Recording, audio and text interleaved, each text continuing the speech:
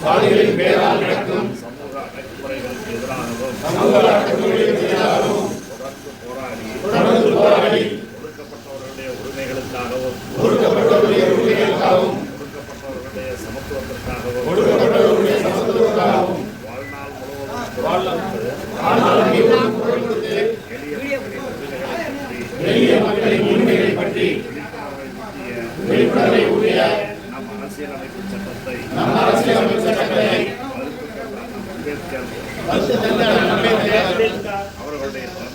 அவர்களுடைய பிறந்த நாளில் சாதி வேறுபாடுகள் ஏதுமில்லாத சமத்துவ சமுதாயத்தை அமைக்க நாம் அனைவரும் பாடுபடுவோம் என்று சக மனிதர்களை சாதியின் பெயரால் ஒருபோதும் அடையாளம் காண மாட்டேன் என்றும் சக மனிதர்களிடம் சமத்துவத்தை வாழ்நாள் முழுவதும் கடைபிடிப்பேன் என்றும்